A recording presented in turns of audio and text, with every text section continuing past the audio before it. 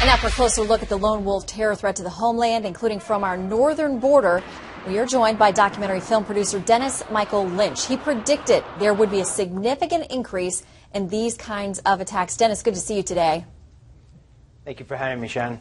And Dennis, I know so much of your work has focused on the southern border. You've had amazing videos showing the gaps, the holes, the problems we have there. But a lot of people talking about the fact that Canada, there is a growth of extremism and radicalism there. What's your take on the northern border threat now? Well, I mean, look, just from the size of it, you have 2,000 to the south, but you have 4,000 miles of border between the U.S. and Canada. And sadly, only 32 miles are secured by the Border Patrol. And we already know what the definition of secured is under the Obama administration. We also know that there are more Islamic terror groups operating in Canada than there are in Mexico, and they are in Mexico. So the threat is real. And if you look at just the way that the population is in the U.S., I mean, we have large pockets of population along that northern border. The risk is unbelievable. I want to play a little bit of sound from John Torres. He's a former assistant secretary at ICE, Immigration and Customs Enforcement. Here's what he had to say about that northern border this week. The risk on the northern border is that someone can get into Canada. If they get into Canada legally, they can legally come into the United States. They just have to show their passport, and they can say, I'm going to go visit, Vermont or Buffalo or Detroit or Seattle. Yes, so Dennis, we're not even talking about illegal immigration in those cases. If you read the 9/11 Commission report, they blatantly say that the easiest way for terrorists to get into our country is through visas and passports and things of that nature.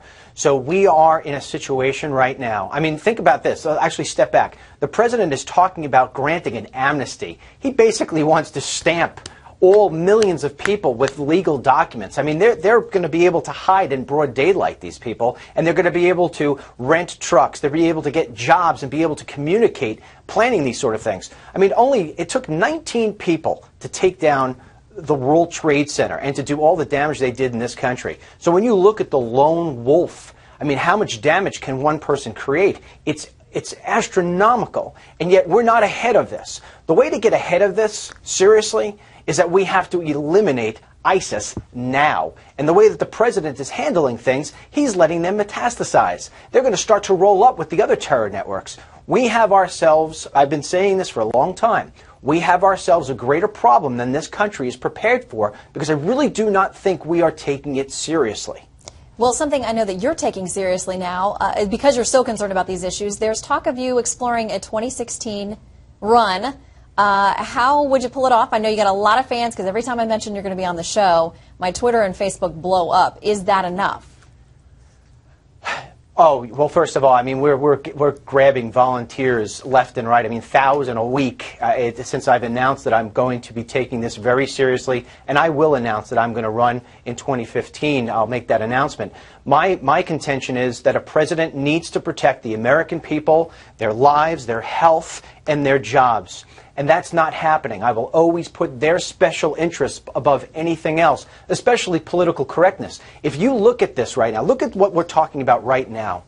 Most of what is taking place could be eliminated if the political correctness in this country was to be eliminated. So I believe that my platform on protecting the American citizens and being one of their own, if you will, because I walk the walk, I don't talk the talk, Shannon, and I think what you'll start to see, sort of like it happened for Dr. Carson, I think you'll start seeing people getting behind me because they really want the real sort of change that this country needs. I'll put us back on track in a way that I don't think anybody else can. Shannon, you answer me this question. Who will protect those borders and visa violation and the attack that we have right now from illegal immigration? Who can protect that better than I can? I don't think there's a man in the country who could say they would or can. Well, then, keep us updated. We'll look for you 2014, but especially in 2015. Dennis Michael Lynch, thank you for your time today. Thank you, Shannon.